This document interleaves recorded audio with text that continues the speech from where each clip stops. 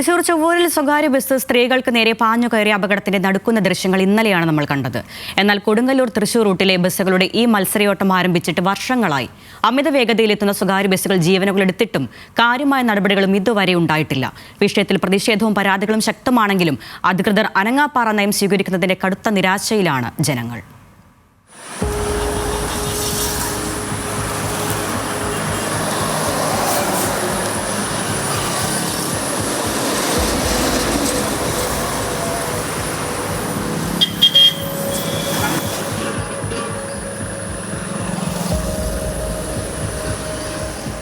കണ്ണടച്ചു തുറക്കും മുൻപാണ് തൃശൂർ കൊടുങ്ങല്ലൂർ റൂട്ടിൽ ബസ്സുകൾ ചീറിപ്പാഞ്ഞ് കടന്നു പോകുന്നത്.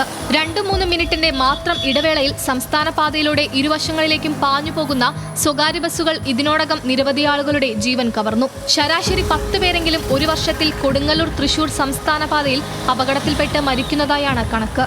ഭൂരിഭാഗം അപകടങ്ങളിലും സ്വകാര്യ ബസ്സുകൾ തന്നെ വില്ലന്മാർ.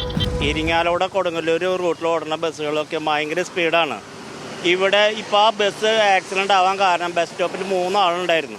ആ ഒരു സ്പീഡിൽ വന്നപ്പോൾ ഈ 3 ആൾ കണ്ടപ്പോൾ ചവിട്ടിയിൽ നിർത്തിയതാന്ന് നോക്കിയതാണ്, വണ്ടി തെന്നിപ്പോയതാണ്. അപ്പോഴത്തെ താൽക്കാലികമായിട്ട് എന്തെങ്കിലും ഒരു കാര്യങ്ങൾ ഉണ്ടാവും എന്നല്ലാതെ കണ്ട് അതിൻ്റെ ഇപ്പോൾ ഈ പഞ്ചിങ് ബൂത്ത് വെറുതെ കിടക്കണം. ഇവിടെ പഞ്ചിങ് ബൂത്ത് ഇപ്പോൾ വർക്ക് ചെയ്യണില്ല, ഇപ്പോൾ കാലങ്ങളായിട്ട് വെറുതെ കിടക്കണം ഇവിടെ പഞ്ചിങ് ബൂത്ത്. അപ്പോൾ പഞ്ചിങ് ബൂത്ത് ഉള്ള സമയത്ത് സ്പീഡ് ഒത്തിരി കുറവുണ്ടായിരുന്നു. തൃശൂർ, തൃപ്രയാർ, ഇരിങ്ങാലക്കുട, വാടാനപ്പള്ളി, കൊടുങ്ങല്ലൂർ റൂട്ടിൽ 41 കിലോമീറ്റർ ദൂരം സർവീസ് നടത്തുന്നതിലേറെയും സ്വകാര്യ ലിമിറ്റഡ് സ്റ്റോപ്പ് ബസ്സുകളാണ്.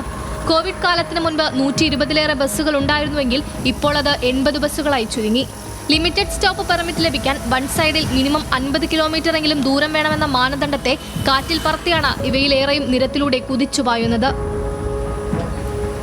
ജനപ്രതിനിധികൾ ഇടപെടേണ്ടതാണ്. പക്ഷേ ഇങ്ങനെ ഓരോന്നുണ്ടാകുമ്പോൾ 2 ദിവസത്തേക്ക് പറയും, പിന്നെ പറയില്ല. 2 ദിവസം 3 ദിവസം ഒരു മാസത്തേക്ക് ഉണ്ടാവും, പിന്നെ കുറച്ച് ദിവസത്തേക്ക് ഒന്നും ഉണ്ടാവില്ല. അതാണ് എൻ്റെ വിഷയം. സമയം പാലിക്കുന്നതിനായി ബസ്സുകൾ നടത്തുന്ന മത്സര ഓട്ടമാണ് റോഡ് അപകടങ്ങൾക്കും മരണങ്ങൾക്കുമുള്ള പ്രധാന കാരണം. ഇതേ ചൊല്ലി നിരവധി വർഷങ്ങളായി ജനങ്ങൾ പരാതി ഉന്നയിക്കുന്നുണ്ടെങ്കിലും അധികൃതർ കാര്യമായ നടപടിയൊന്നും സ്വീകരിക്കാറില്ലെന്നതാണ് വസ്തുത. സഹികെട്ട ജനങ്ങൾ പ്രതിഷേധവുമായി തെരുവിലിറങ്ങിയാൽ ബസ്സുടമകളും ജീവനക്കാരും മിന്നൽ സമരം പ്രഖ്യാപിച്ച് ജനങ്ങളെ ബുദ്ധിമുട്ടിക്കും. ഇക്കാര്യങ്ങളെക്കുറിച്ച് വ്യക്തമായ ധാരണയുണ്ടെങ്കിലും പ്രശ്നപരിഹാരത്തിന് മുതിരാത്ത അധികൃതരുടെ നിസ്സംഗതയ്ക്കെതിരെയാണ് ഇപ്പോൾ ജനകീയ പ്രതിഷേധം വീണ്ടും ശക്തമാകുന്നത്. ന്യൂസ് മലയാളം, തൃശൂർ.